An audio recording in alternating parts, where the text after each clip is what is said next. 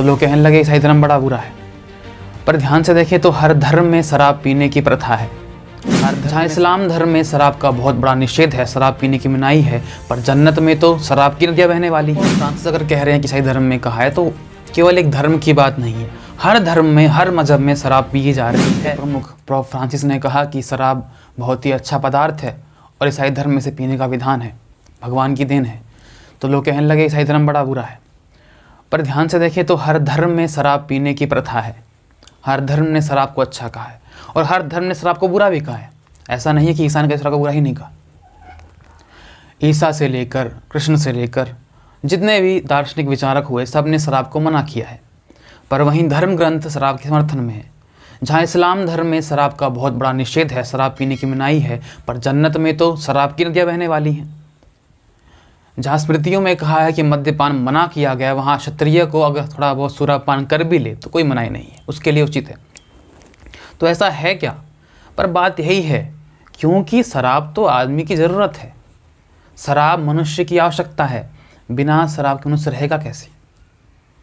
बेहोशी की आदत है मनुष्य को, उसकी इच्छा है, इतनी समस्याएं हैं कि वो क्या करे, अपने को भुलाना चाहता है, अपने को छोड़ना चाहता है। इसलिए जब भी कोई धर्म निकलेगा, वहाँ शराब का विधान हल्के से, चुपके से कर दिया जाएगा।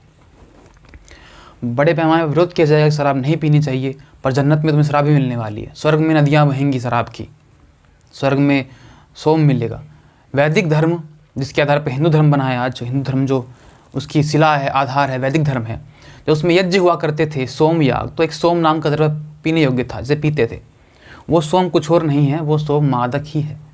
वो सोम बहुत ही अच्छा पदार्थ है, जिसे पीकर बड़ा आनंद आता है, क्योंकि वो मादक है।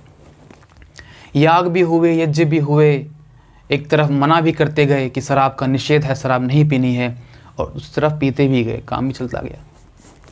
तो पोप फ्रांसिस अगर कह रहे हैं कि ईसाई धर्म में कहा है, तो केवल एक धर्म की बात नहीं है, हर धर्म में, हर मजहब में शराब पी जा रही है, पी जाती है। विरोध भी होता है और पिया भी जाता है। तंत्र के मार्ग में जो लोग तांत्रिक हैं वो शराब पीते हैं, सब जानते हैं, पर ऐसा नहीं है। तंत्र के अंदर भी समर्थन है, वहाँ भी निषेध है। इसलिए कुछ लोग ऐसे उभर कर आते हैं जो बिल्कुल विरोध करते हैं शराब का, मद्य का, मांस का, और उसी संप्रदाय में कुछ लोग समर्थन भी करते हैं, हल्के रूप में।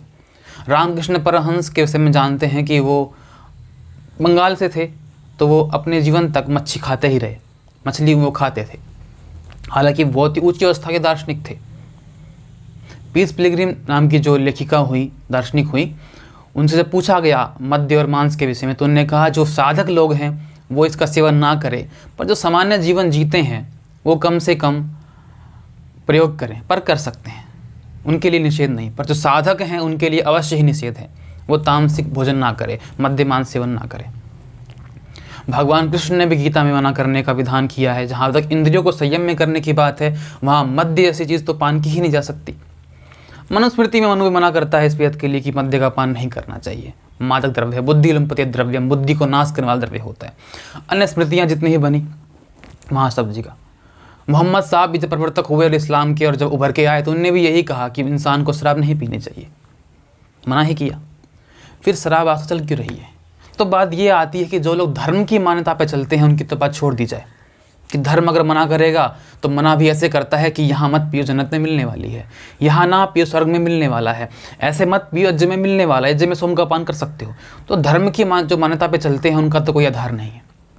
वो तो वो मानेंगे जो धार्मिक लोगों ने कहा है, सांप्रदायिक लोगों ने कहा है, और वो ठीक भी होता है, गलत भी होता है, छिपा करके प्राप्ति की जाती है। पर जो बुद्धिमान विचारक लोग हैं उनका यह पूछना है कि मद्य पिए कि ना पिए। मैं तो कहता हूँ पी सकते हैं। जिसके जीवन में ध्यान नहीं है वो शराब अवश्य पिए, पर शराब बड़ी हानिकारक चीज़ है देह के लिए, शरीर के लिए। वो मात्रा के कारण, अगर मात्रा अधिक बढ़ती है तो हानिकारक होती है, बहुत कम मात्रा है, न्यून मात्रा है तो हर चीज़ अच्छी भी होती है, लाभदायक भी होती है, और मात्रा बढ़ जाए तो हानिकारक भी होती है। पर शराब का जो माध्यम है वो बहुत ही तुच्छ माध्यम है, बेहोशी के लिए, मदहोशी के लिए, अपने को भुलाने के लिए। और मनुष्य के पास यही माध्यम है। एक सामान्य मनुष्य क्या करेगा? उसके पास कोई और माध्यम ही नहीं है शराब के अलावा। चिंताओं से मुक्त कोई उपाय ही नहीं है उसके पास, क्योंकि वो ध्यान के मार्ग को जानता ही नहीं है, ध्यान का मार्ग सिखाया ही नहीं गया है, ध्यान का मार्ग बताया ही नहीं गया है, प्रेम का मार्ग उसके पास है ही नहीं। वो केवल मद्य के मार्ग से ही शांति और बेहोशी को पाता है, मदहोशी को पाता है, क्योंकि अपने को भुलाने का एक ही उपाय बचता है, शराब।